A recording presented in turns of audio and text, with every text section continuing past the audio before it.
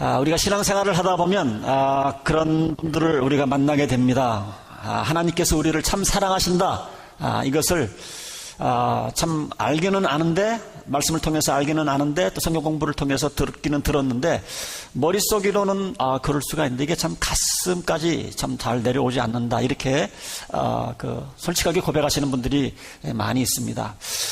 그러시는 분 가운데에 오늘 우리가 읽은 이 탕자의 비유라고 하는 이 말씀을 통해서 정말 하나님이 나를 사랑하신다는 것을 가슴으로 느끼는 분들이 많다는 사실을 또 우리가 간증을 통해서 또 그런 경험을 하신 분들의 얘기를 통해서 우리가 들을 수가 있습니다. 오늘 혹시나 행여나 그동안 하나님이 사랑의 하나님이시다라고 생각을 했지만 이게 어떻게 좀 내 가슴 속에 좀 이게 와닿지 않는다고 생각하시는 분들은 오늘 우리가 함께 나눌 이 말씀을 통해서 이 말씀이 정말 똑같은 그런 감격으로 여러분들에게 좀 와닿기를 그렇게 소원하면서 오늘 함께 말씀을 좀 나누기를 원합니다. 여러분들, 이 말씀은 탕자의 비유, 누구나 한 번씩 다 들어본 이야기고, 또 우리가 어렸을 때부터 학창시절 여러분들 신앙생활 하신 분들은 이 본문 말씀을 가지고 또 성극을 하신 분들도 있을 거라고 저는 생각을 합니다. 이 비유는 잘 아시는 대로 한 아버지와 두 아들의 비유입니다. 사실은 이게 조금 소제목이 탕자의 비유라고 이렇게 되어 있지만 저는 어그리하지 않습니다. 사실 이 돌아온 탕자의 비유보다도 사실은 이 본문의 주연은 두 탕자들을 기다리시는 하나님이 사실은 주인공입니다. 사실 큰아들과 둘째 아들은 조연입니다. 어쨌든 잘 아시는 대로 이 아버지에게 아들 둘이 있었습니다. 그런데 그 작은 아들이 어느 날 아버지한테 와서 아주 정말 당돌한 그런 요청을 아버지한테 합니다. 아버지, 저에게 재산을 미리 좀 챙겨주십시오. 이렇게 요청을 합니다. 여러분들이 부모된 입장에서 이런 얘기를 들으면 굉장히 당혹스럽기도 하고 또 정말 아버지의 마음을 정말 아프게 하는 그런 요청이지 않습니까? 여러분들, 유산이라고 하는 것은 아버지가 살아있는데 유산 달라고 하는 것은 이건 정말 불효도 이런 불효가 없죠. 유산이라고 하는 것은 부모님이 돌아간 다음에 물려받는 것인데 이러한 유산을 미리 달라고 하는 것, 또 나쁘게 생각하면 이 녀석 엄마 아빠가 빨리 죽기를 원하나 이런 생각을 들 수도 있습니다. 아버지가 빨리 돌아가야 유산을 받는데 얼른 돌아가지 않으니까 아버지 얼른 유산을 좀 주십시오. 얼마나 당돌한 둘째 아들의 요청입니까? 그러다 아버지는 너무 좋으신 아버지이기 때문에 이 둘째 아들의 몫을 챙겨다 줍니다. 그 당시 유대인들은 맏아들은 딴 아들의 2배를 갖습니다. 그러니까 둘째 아들이니까 한 3분의 1 정도 재산을 챙겨서 주었을 거라고 이렇게 생각을 됩니다. 이 아들은 이 재산을 가지고 급히 정리를 한 다음에 13절에 보니까 며칠 뒤에 작은 아들은 자기가 챙겨서 어떤 먼 지방으로 갔다, 이렇게 성경은 기록을 해주고 있습니다. 자, 이 아들은 아버지를 모시고 산다는 것이 아마 좀 부담으로 느꼈을 수도 있겠죠. 아니면 아버지가 시키는 대로 하면서 사는 것이 이게 막 답답하고 어떤 구속처럼 또 생각이 될 수도 있었을 줄로 생각을 합니다. 그래서 먼 곳에 가서 아버지가 보지도 않고 자기가 무엇을 하든지 아버지한테 보고할 필요도 없는 곳으로 가서 내 마음대로 한번 자유를 누리면서 한번 살아보리라. 그래서 재산을 챙겨서 먼 지방으로 갔습니다. 그리고는 자기에게 주어진 자유를 아버지도 보지 않죠. 누가 보지도 않죠. 마음껏 자유를 향유하기 시작을 합니다. 여러분도 아시다시피 돈 버는 거는 정말 많은 시간이 걸려서 애를 써야 돈이 벌리지만 또 돈 쓰기로 마음을 먹으면 얼마나 많이 모아뒀든지 그 돈 금방 우리가 바닥이 나는 거 우리는 잘 알지 않습니까? 금방 돈이 바닥이 나가버리고 말았어요. 그런데 설상가상으로 그 지방에 흉년이 들고 말았습니다. 돈이 떨어지니까 여러분들 친구들도 돈이 있어야 붙어있죠.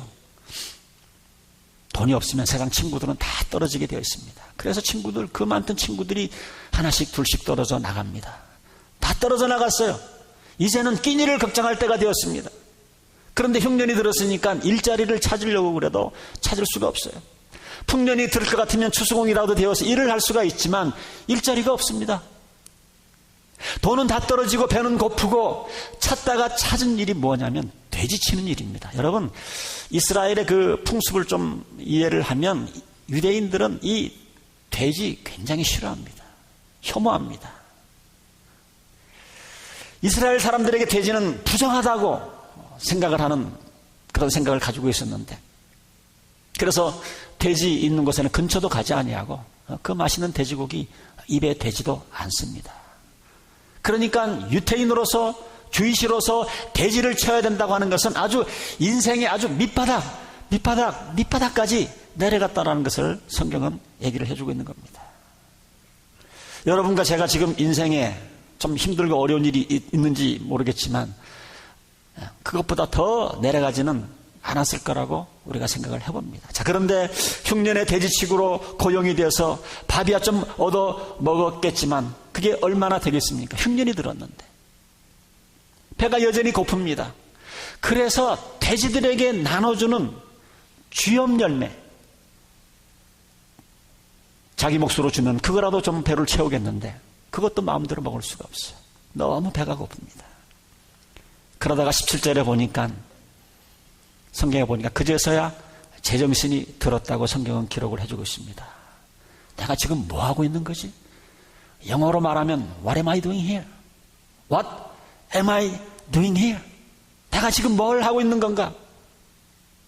우리 집에서는 하인들조차도 배를 고른 적이 없는데 하인들도 밥은 실컷 먹고 음식이 남은 기억이 있는데 지금 내가 이렇게 먼 지방에서 굶기 직전에, 굶어 죽기 직전에 내가 지금 무엇을 하고 있는가 제정신이 들기를 시작을 했습니다.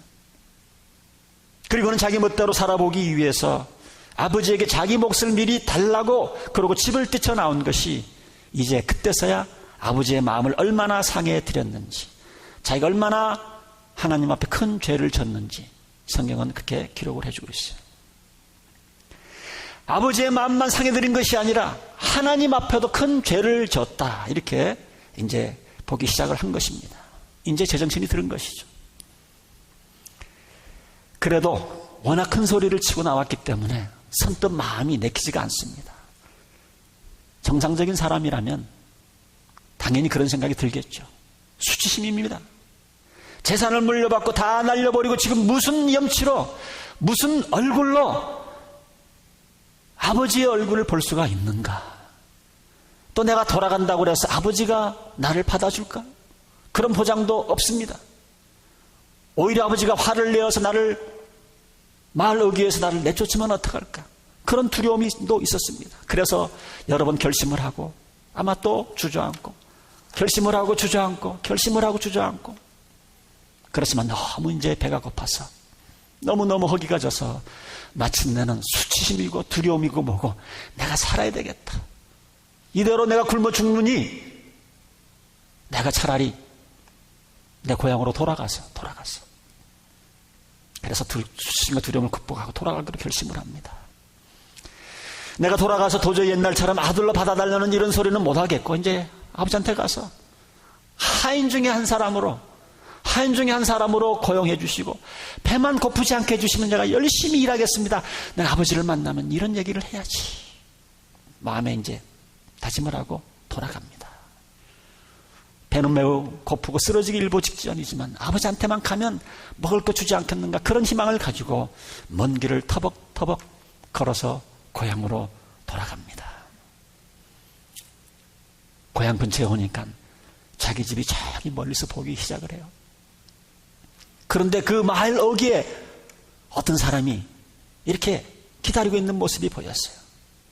사실 이 아버지는 아들을 먼 곳으로 보내놓고 매일매일 그 마기 어귀에서 혹시 자기 둘째 아들이 돌아올까 계속 기다리고 있었던 거예요. 아들이 자기 재산을 미리 달라고 해서 먼 곳으로 갈 때에 아버지가 그거 다 탕진할 줄 아버지는 알고 있었던 것 같아요.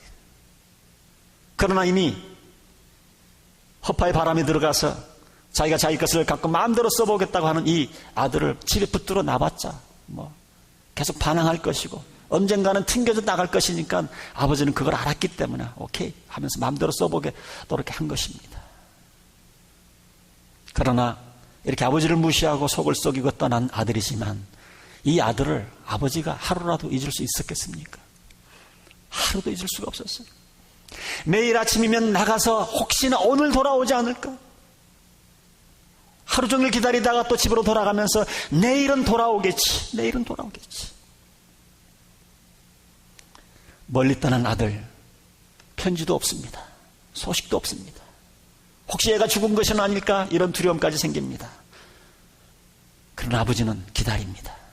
매일 아침 저기 동네 어귀에 나가서 먼 길을 쳐다보며 기다립니다. 돌아올 기약이 없는 아들이지만 혹시라도 오늘 나타날까 싶어서, 혹시라도 오늘 나타날까 싶어서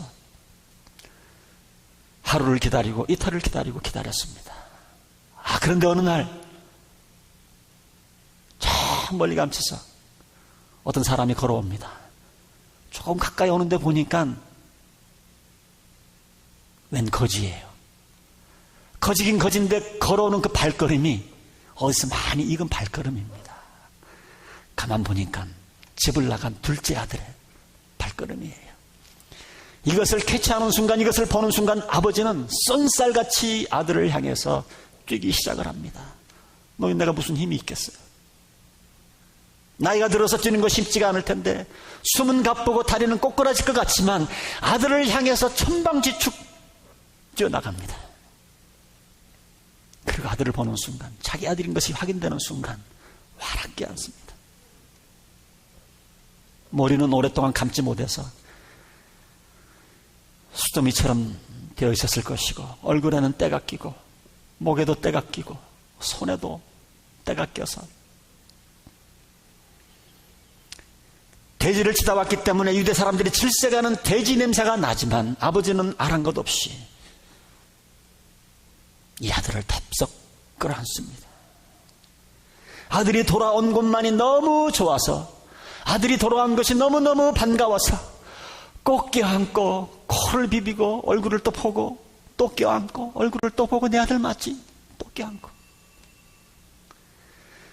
이때 아들은 자기가 준비한 말을 하기를 시작을 합니다. 아버지, 내가 하늘과 아버지 앞에서 죄를 지었습니다. 이제부터 저는 아버지 아들이라고 불릴 자격이 없습니다. 그리고 아들은 이제부터 나를 아들이라고 생각을 하지 마시고, 아버지 나를 하인 취급해 주세요. 그리고 먹을 것만 먹여주세요. 이 말만 하려고 그랬는데 아버지가 그 얘기를 듣지 않습니다.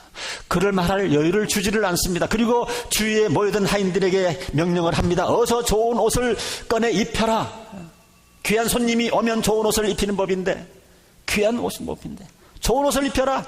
그리고 반지를 끼워줘라. 뭡니까? 다시 그 아들로 다시 그 권위를 인정하겠다는 거 아닙니까? 신발을 신겨라. 신발은 옛날에는 이 자유의 의미를 가지고 있습니다. 그리고는 특별한 날을 위해서 살찌워 놓은 송아지를 잡으라고 명령을 합니다. 그리고 우리가 먹고 즐기자. 나의 이 아들은 죽었다가 살아났고 내가 잃어버렸다가 다시 찾은 아들이다. Let us celebrate. 여러분, 많은 분들이 이 부분에서 사실 마음을 꽝 때린다고들 그럽니다.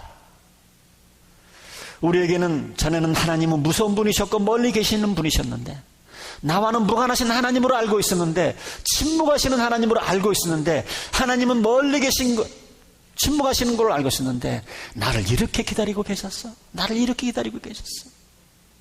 내가 돌아오면 아무리 내가 추하다 할지라도, 내가 아무리 부끄러운 모습 가운데 있다 할지라도, 나의 모습이 아무리 죄 가운데 있다 할지라도 반겨주시고 안아주시고 입 맞춰주시는 이런 하나님이야. 여기에서 사람들이 감동을 받습니다.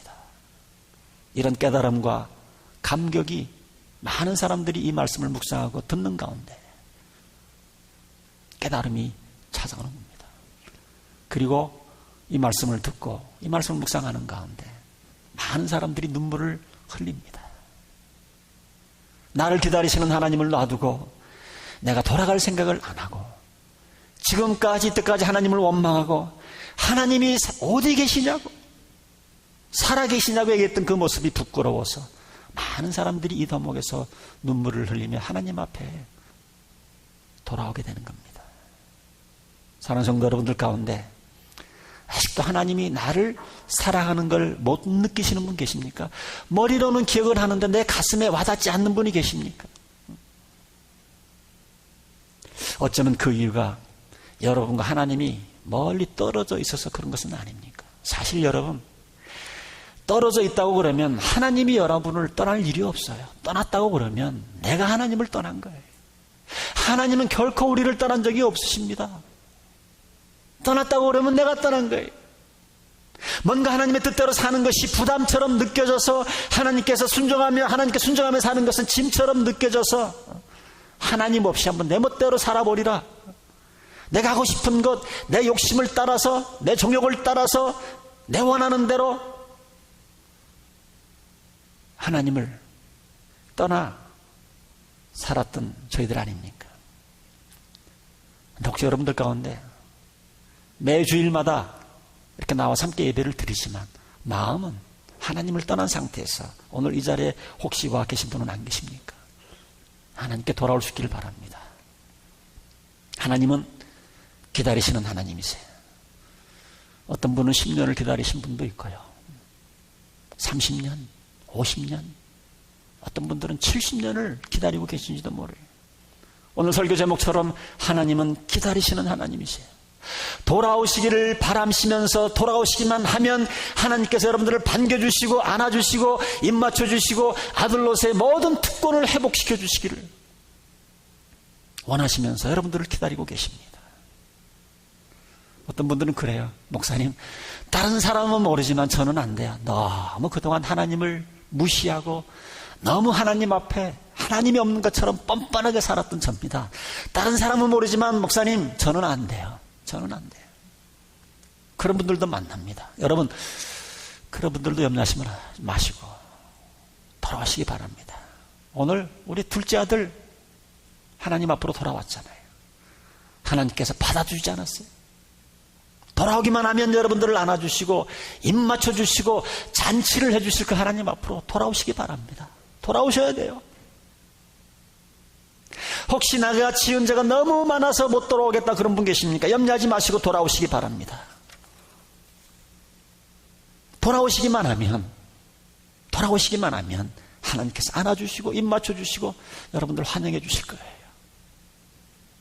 오늘 예배가 여러분들 몇 분이 될지 모르지만 몇 분들에게는 좀 그런 예배가 되기를 간절히 주님의 이름으로 축원드립니다. 하나님께서 오랜 세월 동안 여러분들을 기다리셨어요. 지금까지 포기하지 않으시고 기다리셨기 때문에 오늘 여러분들이 지금 이 자리에 앉아와 계신 거예요. 자, 오늘 이 비유에는 아들 둘이 등장을 합니다. 여기 돌아올 사람이 또 하나 있어요. 큰아들입니다. 어쩌면 요즘 현대교회에는 이 큰아들 같은 사람들이 너무나 많이 있다고 저는 생각을 합니다. 큰아들이 이튿날 밭에 나가서 일을 하다가 집으로 돌아왔더니 왠지 전에 느끼지 냄새 못 봤던 그런 고기 냄새가 멀리서 이렇게 풍겨납니다. 그리고 웬일입니까? 막 음악 소리도 들려요. 웃음소리도 들립니다. 잔치가 벌어진 것 같아요. 그래서 하인에게 묻습니다. 이게 무슨 일이냐? 하인이 대답을 합니다. 당신 동생, 재산 다 챙겨서 갔던 당신 동생 재산 다 날리고 돌아왔는데 그래서 죽지 않고 돌아왔다고 아버지가 지금 하인들을 불러놓고 동네 사람들을 불러놓고 지금 잔치를 하고 있다. 잔치를 하고. 이 형도 그 사실을 듣고 같이 들어가서 잔치에 동참을 하고 자기 동생을 끌어안고 반겨줬으면 좋으련만 이 큰 형은 그 사실을 듣고 피가 거꾸로 흐르는 것처럼 느꼈을지도 모릅니다. 자기는 그동안 아버지 밑에서 순종하면서 그 집을 지켰는데 한 번도 이런 잔치 해준 적이 없는데 이 자기 동생 이놈은 자기 나가서 방탕하고 돌아와서 재산 다 날리고 돌아왔는데 자기의 몫을 다 가지고 나가서 다 탕진하고 왔는데 왜 이런 아들에게 잔치를 베푸는가? 들어가서 동생을 보고 싶은 마음도 안 생기고 잔치에 참여하고 싶은 마음도 없었습니다. 근데 이 사실을 아버지는 알았던 것 같습니다. 큰아들이 밖에서 비치했다는 걸 아시고 아버지는 또 이 큰아들을 또 맞아들기 위해서 또 밖으로 나가십니다. 방탕하다가 가진 거 다 날리고 돌아온 둘째 아들을 맞으러 가셨던 아버지께서는 이번에는 또 집안에서 삐쳐있는 큰아들을 또 맞으러 나오십니다. 그런데 이 아버지에게 큰아들이 뭐라고 얘기를 한 줄 아십니까? 요즘 말로 말하면 폭언입니다. 폭언. 우리말로는 잘 나와 있지 않지만 영어로 말하면 아버지한테 그러는 거예요. You listen.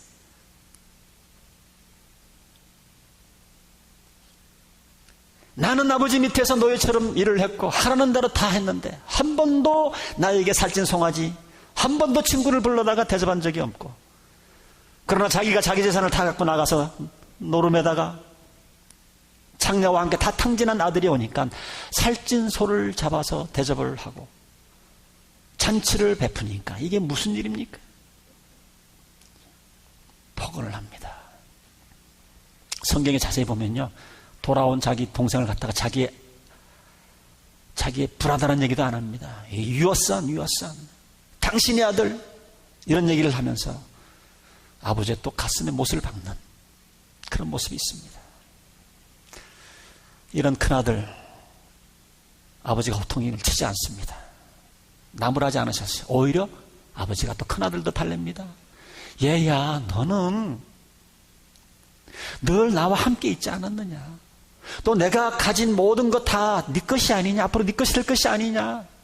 네 아우는 지금 죽었다가 살아났고 내가 잃었다가 다시 되찾아서 이게 얼마나 기쁘냐? 너도 안 기쁘니? 여기 보시면 첫째 아들도 몸은 아버지와 같이 살고 있었지만 마음은 아버지를 떠난 사람이에요. 마음이 떠나 있었던 거예요. 아버지 밑에 살면서 일은 하지만 항상 아버지의 일을 해야 된다고 하는 것이 불만으로 꽉 차 있었던 그 큰아들입니다. 그렇게 아버지 밑에 산다는 것에 대해서, 자기가 이만큼 노예처럼 일을 하는 것에 대해서 감사의 표시는 알아주지 않는 아버지에 대해서 원망으로 가슴이 꽉 차 있었습니다. 사실 집안에 있었지만 이 큰아들도 사실은 탕자입니다. 큰아들도 아버지를 떠나 있었던 아들이었습니다. 어쩌면 그 마음속에는 자기 동생 같은 배짱이 없어서 못 나간 거지. 동생 같은 배짱이 있으면 자기도 재산을 달라고 그래서 얼마든지 떠날 수 있었던, 그래서 폭발한 겁니다. 아까 강구 시간에 잠깐 말씀드리셨는 것처럼 어제 저녁에 좀 한 가정을 만났습니다. 10여 년 전에 저희 교회에서 함께 신앙생활 하다가 떠났는데 다시 이제 목사님과 함께 신앙생활 하고 싶고 우리 익투스교회 성도님들하고 같이 신앙생활 하고 싶습니다. 그래서 어제 저를 만나자고 해서 같이 좀 식사하고 격려를 했습니다.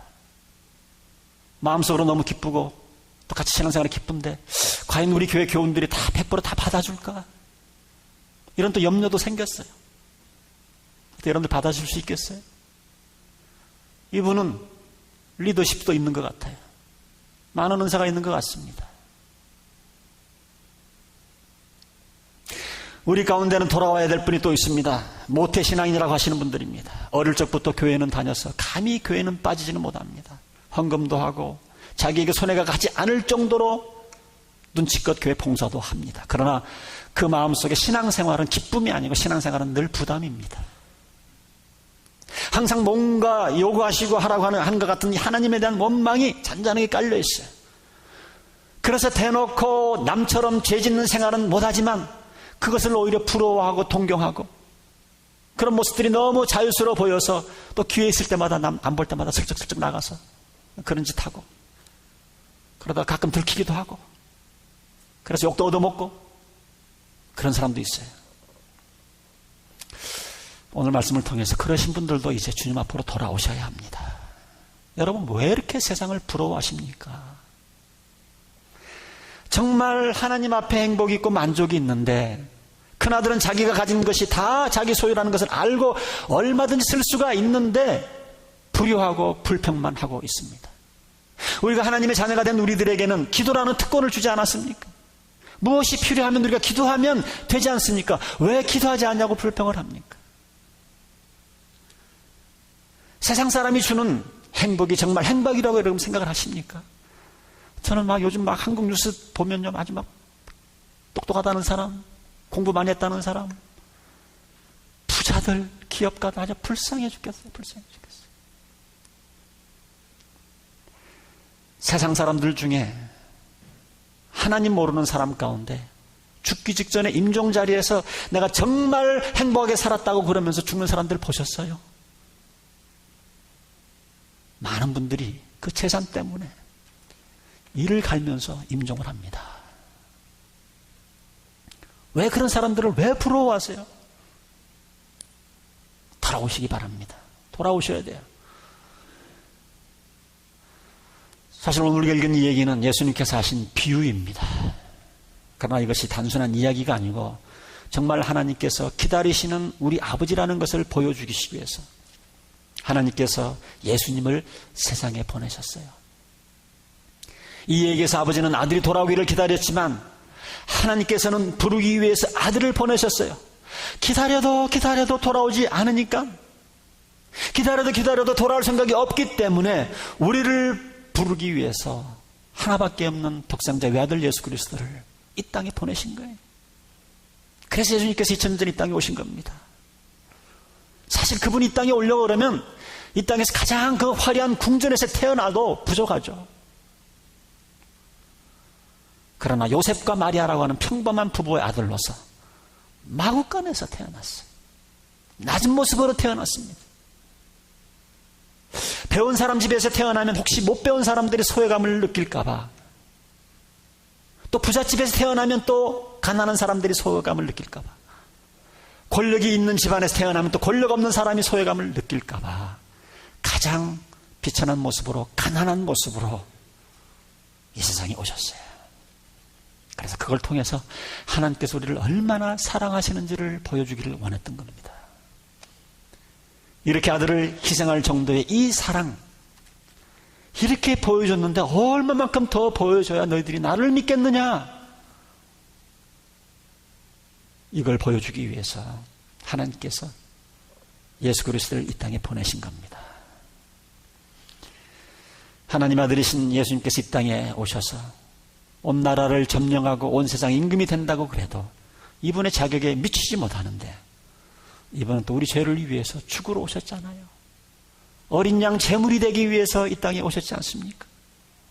하나님께서 우리를 사랑하시고 기다리시고 오기를 고대하시는 것을 보여주기 위해서 십자가밖에 없구나, 십자가 외에는 사람들이 이해를 못하겠구나, 그래서 십자가에 죽음밖에 없기 때문에 꽃다운 30대 초반에 십자가에 돌아가셔서 엄청난 희생과 고통을 치르시고 돌아가셨어요.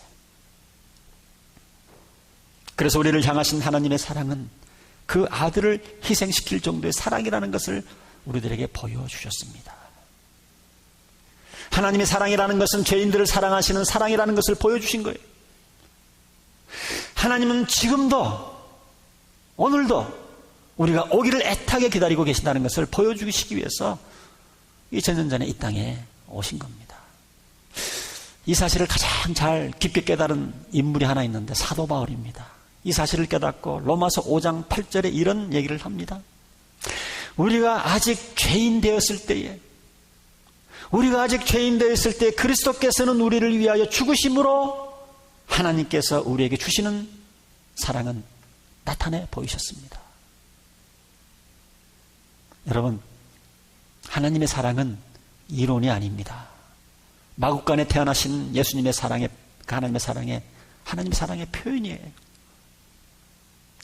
십자가에 달려 계신 예수님의 모습이 바로 하나님의 사랑의 표현입니다.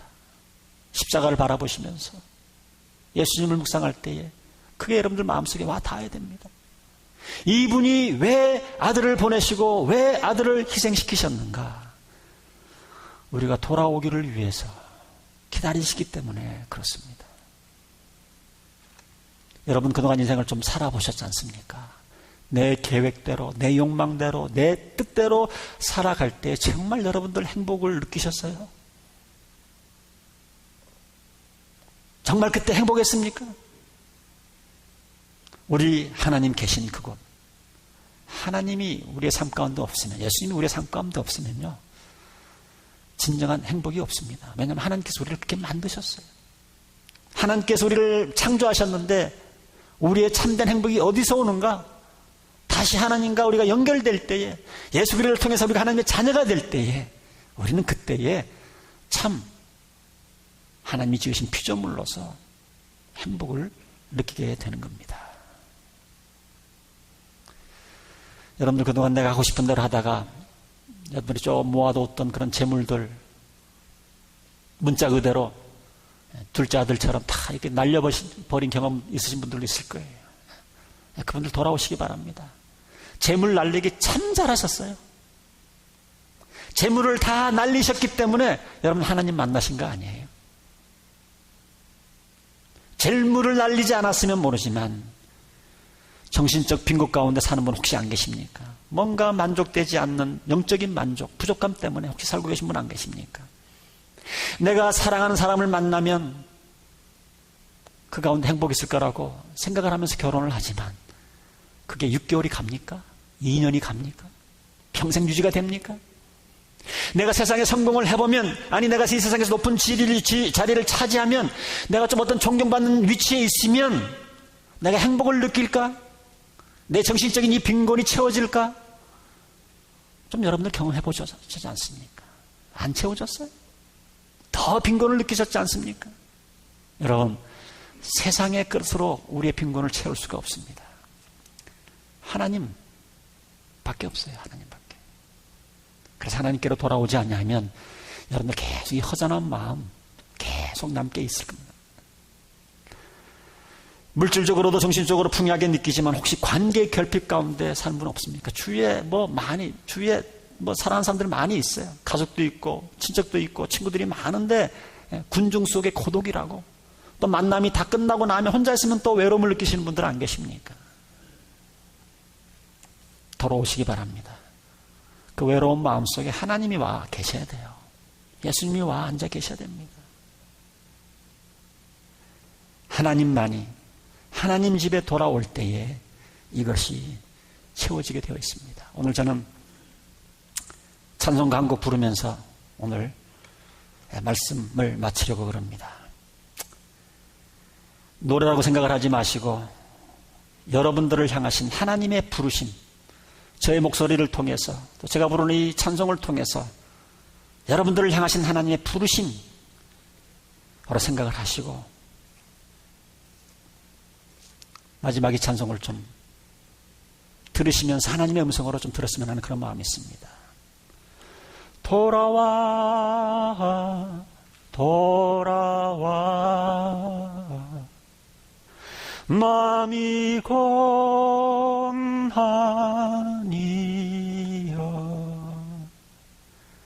길이 참 어둡고 매우 험악하니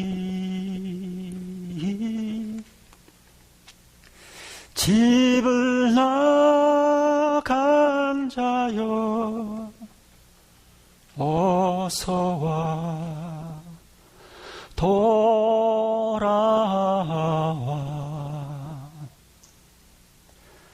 Come home 돌아오라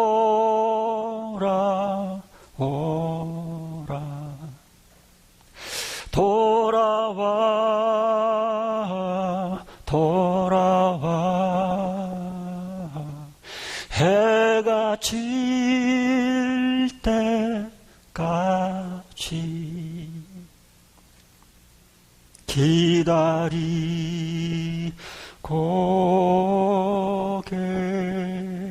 계신 우리 아버지께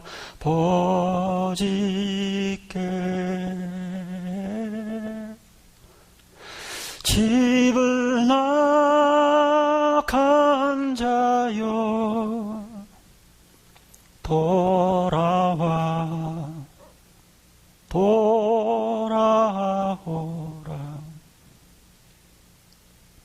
여러분 어떻게 해야 주님 앞에 돌아올 수 있습니까? 그냥 있는 모습 그대로 as you are, 있는 모습 그대로 하나님 앞에 나오시기 바랍니다. 하나님, 제가 힘이 들어요. 내 주위에 많은 사람들이 있었지만 그동안 너무 힘들게 외롭게 살았습니다. 하나님, 제가 너무 죄를 많이 져서요, 너무 추해요. 그 상태를 솔직히 인정하시고, 혹시 여러분들 가운데 예수님을 한 번도 나의 구세주와 주님으로 영접하지 않으신 분들, 오늘 예배 가운데 예수님을 내가 참 구세주와 주님으로 영접하기를 원합니다. 예수님, 내가 예수님 주님으로 영접하기를 원합니다. 내 인생의 주인이 되어주시고, 이제 나를 주님이 원하시는 사람으로 만들어주시고, 이제 제가 주님이 원하시는 그런 삶을 살아가기를 원합니다. 혹시 오늘 그동안 예수님을 영접을 했지만 예수님을 영접을 해놓고 또 하나님을 떠난 분들도 계시리라고 저는 생각을 합니다. 그런 분들이 계시면 회개 기도를 하시기 바랍니다. 예수님을 영접을 해놓고 주님의 뜻대로 사는 것이 짐이 되어가지고, 주님의 뜻대로 사는 것이 뭔가 부담이 되어서 눈치만 보면서 양다리 걸치면서 살아가고 계신 분은 안 계십니까? 그 모습 그대로 여러분들의 죄를 고백하고 나를 도와달라고 주님께 요청하면 하나님은 도와주십니다. 하나님은 도와주세요. 돌아와 돌아와 환난이 있는 곳과 죄를 범한 안대와 미혹받는 데서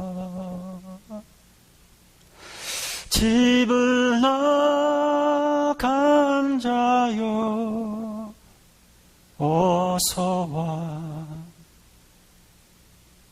돌아와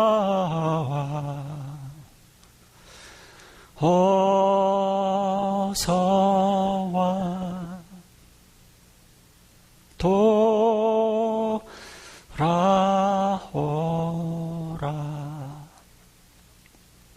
함께 기도하겠습니다.